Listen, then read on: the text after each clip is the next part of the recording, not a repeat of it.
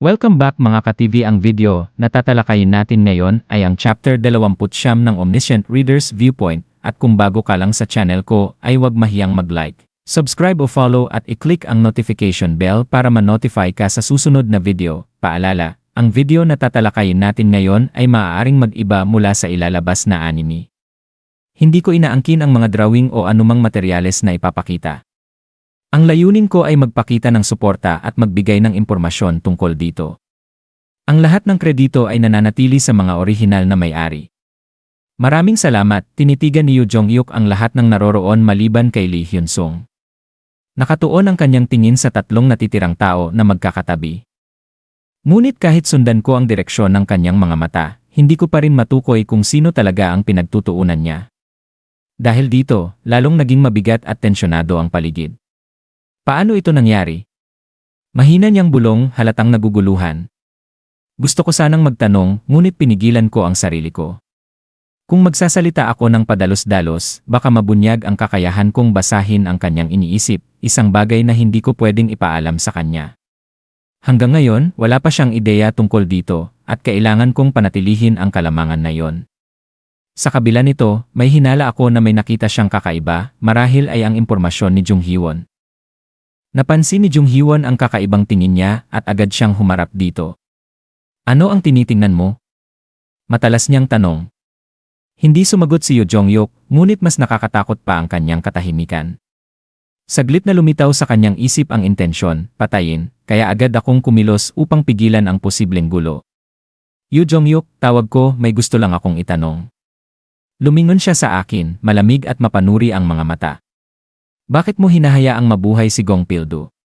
Direkta kong tanong. Walang pag-aalinlangan ang sagot niya. Kung isa kang propeta, dapat alam mo yon. Umiling ako. Hindi ko alam ang lahat. Totoo iyon, hindi perpekto ang kaalaman ko, at may mga bagay na hindi ko rin maalala. Biglang lumitaw ang isang mensahe, ginamit niya ang lie detection sa akin. Sumunod agad ang isa pang abiso na nagpapatunay na nagsasabi ako ng totoo. Gaya ng inaasahan, napakainat niya. Ganun ba? Isang propeta na mababa ang antas ng feature site, sabi niya. Hindi ko na siya kinontra. Bahala na siyang mag-isip. Pagkatapos ay sinabi niya, kailangan kong manatiling buhay si Gong Pil-do. Kumunot ang noo ko. Dahil ba sa susunod na senaryo? Tanong ko. Hindi siya sumagot, ngunit malinaw na sinusukat niya kung gaano karami ang alam ko. Alam ko na kailangan mo siya para sa darating na senaryo, dagdag ko. Pero siya lang ang kailangan mo. Hindi mo kailangan ang buong grupo niya. Hindi nagbago ang ekspresyon niya, pero ramdam ko ang inis, nakakairita. Hindi pa rin ako tumigil. Hindi ba't ugali mong alisin ang mga hindi mo kailangan? Bakit hinahayaan mo sila? Maikli ang sagot niya. Marami akong kailangang gawin. Hindi mo maintindihan. Doon na ako nainis. Hindi iyon ang punto. Kung hindi ka kikilos ngayon, karamihan sa mga tao sa Chongmuro ay. Malamig ang naging tugon niya. Wala akong pakialam. Sa sandaling iyon, lalo akong nagalit. Hindi naman ako naniniwala na lahat ng tao ay dapat mabuhay, pero ang sobrang kawalan niya ng pakialam ay nakakainis. Yoo Jong-hyuk, pwede ba kitang suntukin? Tanong ko. Kung kaya mo, kalmado niyang sagot. Ikinuyom ko ang kamao ko, ngunit biglang may lumitaw na mensahe, ginamit niya ang Strong Self-Defense Level 5. Napangiwi ako at ibinaba ang kamao. Duwag. Tapos ka na ba? Tanong niya. Nang hindi ako sumagot, tumalikod na lang siya. Umalis na tayo. Nagulat si Lee Ji-hye sa utos niya at agad sumunod, ngunit bago siya tuluyang umalis, sumulyap siya sa akin na may halong pagkalito.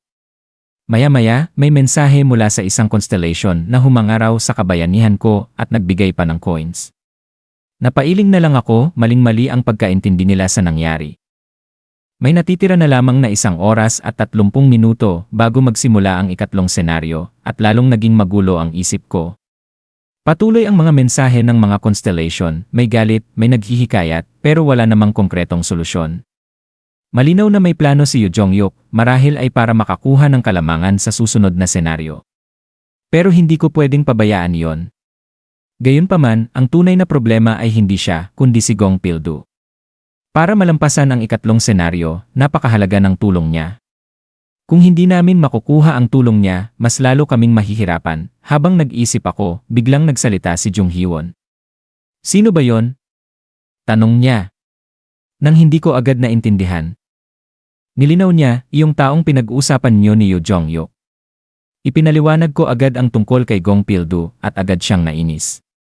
Anong klaseng basura ang kumukuha ng pampublikong lugar at pinagbabayad ang mga tao para gamitin yon? Galit niyang sabi. Nang sabihin kong nasa itaas sila, agad niyang kinuha ang kanyang sandata.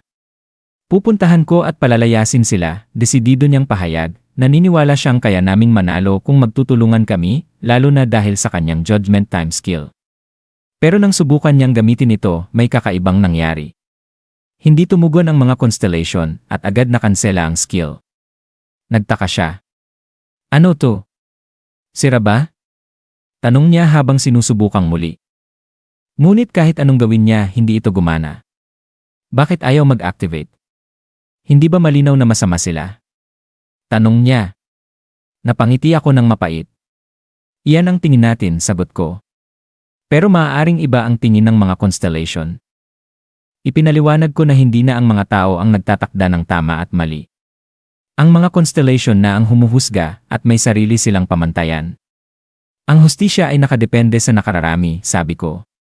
At ngayon, hindi na tao ang nakararami. Bumigat ang katahimikan sa grupo. Unti-unting nabasag ang pag-asang nabuo nila mula sa mga nakaraang laban, ngunit hindi ako pwedeng tumigil doon. Hindi ibig sabihin na wala ng paraan, dagdag ko. Sabay-sabay silang tumingin sa akin.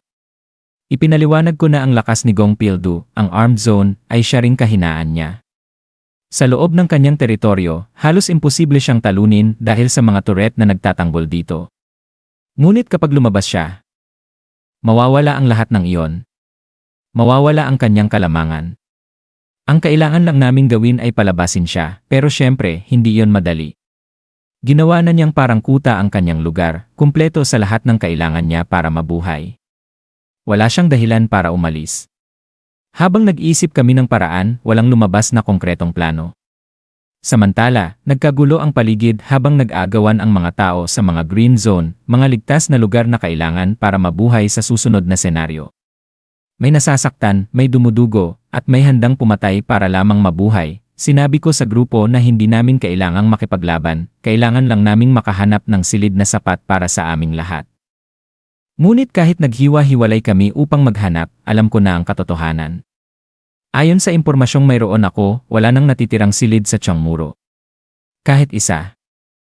Ibig sabihin, iisa na lang ang natitirang paraan, para mabuhay, may kailangang mawalan, at habang pinapanood kong maghiwa-hiwalay ang aking mga kasama, iisang tanong ang patuloy na umiikot sa isip ko kapag dumating ang sandali. Kaya ba nilang gawin yon? At diyan nagtatapos ang kabanata 29 ng Omniscient Reader's Viewpoint. Patuloy lang sa pagsubaybay hanggang sa susunod na kabanata. Paalam.